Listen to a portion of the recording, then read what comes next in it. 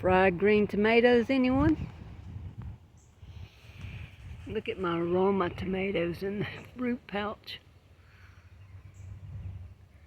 All of these have tomatoes on them. Some are beefsteaks, and I've got to, excuse me, I've had a terrible cough, congestion now for a week or more, longer. I've got to have a taller stake for that tomato. I've got to tie this one up to the stake it's on. All of these are indeterminate. Well, not all of them. Some of them are indeterminate. Some of them are determinate. And I didn't keep them separated when I put them out, as you can see. And some of them need a real tall stake, and some of them not so much. I got to run another line on those this evening. It's a beautiful day. It's kind of cool in the shade. Got a nice breeze. It's perfect weather for being out in the garden. And I thought that trellis would be high enough for those cukes, but I don't think it is going to be. They've grown much taller than I thought they would. And this one right here don't seem to have hung on to the Fortinova trellis at all. And I had a little tomato plant in there, and it was a volunteer. I have no idea what it is, but I left it. It was in the corner. It wasn't in any way. And I've got lots and lots of blooms and baby cukes. Well, not a lot of baby cukes, but a few baby cukes. But you know, I haven't seen a single bee over here around these flowers. I saw one honeybee out here yesterday on the grass. It was probably getting pollen or nectar from those sweet clovers there. I haven't seen any around here. And I haven't sprayed these with anything because I don't want to harm the bees. I love the bees. I want to keep them as healthy as possible. Well, a lot of the things are winding down. As you can see, those cabbages are looking pretty pitiful. Been eat up by something. Got sweet potatoes I just put out a few days ago in that bed. And snap beans in this bed, and I want to say that's a cream 40p there in the middle.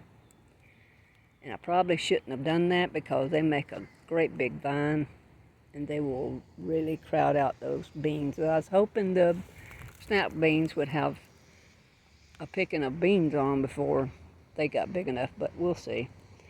And most of the onions have come out of here and I would have dried them in the sun, but it was raining every day. This is the first day we've had without rain. And so I put them on a rack on the back porch. And I've got 3 pepper plants in there. And when I bought seed, onion seed, and did my own onions from starts from seed, there had to been some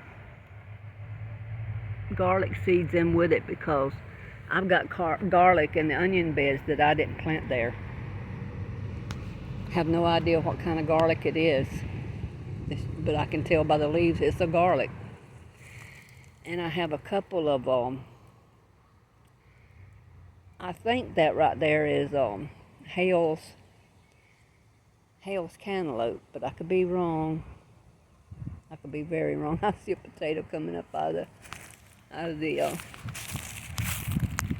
mulch right there.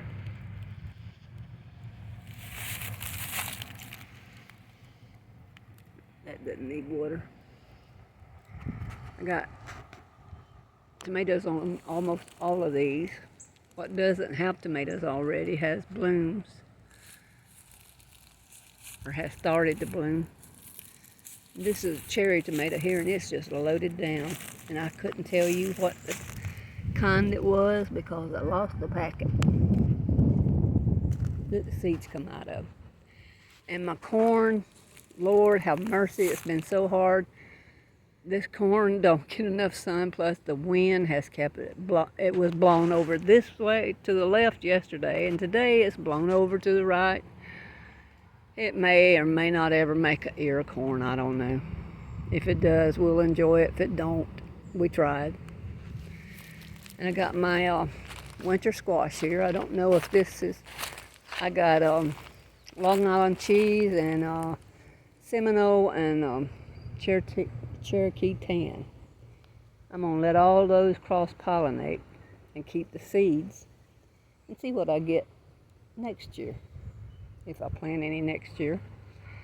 And I planted a couple of watermelons in different places, and they're probably gonna all run together with a squash. They start running. I just don't have enough room. I really don't. And my dill is just gone crazy. And I would think the bees would like those dill flowers. All I see on the dill flowers are these little fly-looking things. Oh, this is cantaloupe and watermelon here. I thought I'd let them run over here where Danny won't cut them. And look at this. Don't look at the cups I threw it over in there that I took plants out of. Just look at, why is this tomato getting ripe? Blossom and rot.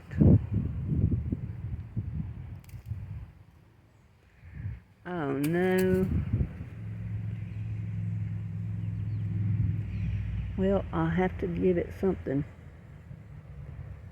with calcium in it. I'll have to go look, see what I've got in my store of stuff. And this is more cabbage that's been eat up. It's starting to head, so maybe we'll get a head off from it before they completely eat it. I just don't want to spray no more stuff on it. I sprayed some pyrethrin and some BT on. I don't think I sprayed any on this cabbage because I was thinking of giving it to the chickens. That's probably why it's continuing to be eat up. And this is some flowers I've got growing here. And a couple of melons. I think there's a couple of melons in here. The cantaloupes. Yeah, I'm pretty sure there's a couple of cantaloupes in here. The rest of them are sunflowers. All right, that's going to wrap it up for me. Hope everybody's having a good week. And those jugs you see turned over in those root pouches have water and AgriThrive in them. It just gives them a little drink and a little fertilizer at the same time. Hope everybody's having a blessed week.